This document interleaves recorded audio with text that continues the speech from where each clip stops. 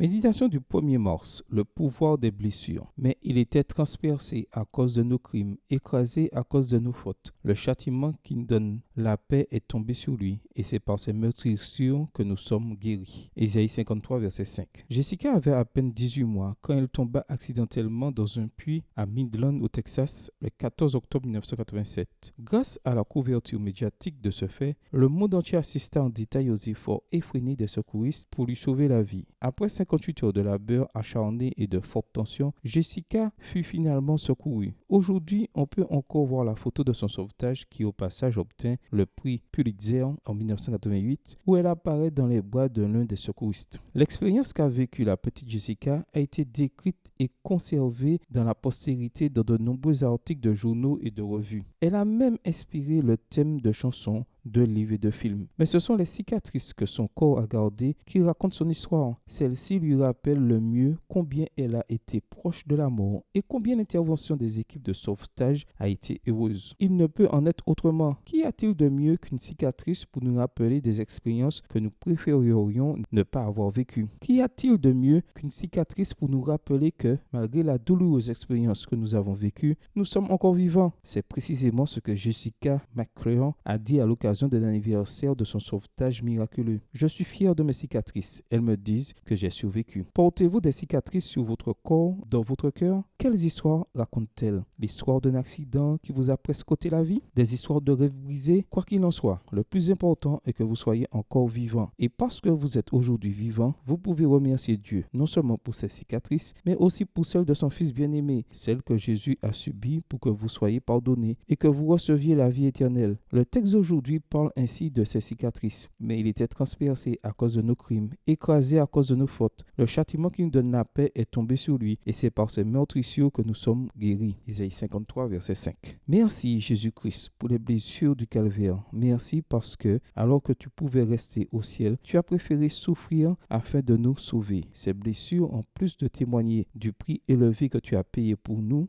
sauver, pendant les siècles éternels, raconteront sa louange et proclameront sa puissance. Extrait du livre Tragédie des siècles, chapitre 42, page 591, livre écrit par Ellen G. White. Merci Jésus, parce que tes blessures nous disent combien tu nous aimes et parce que par tes meurtrissures, nous sommes guéris. Béni soit ton nom Seigneur, aujourd'hui et pour toujours. Bonne journée à vous et que le Seigneur vous bénisse.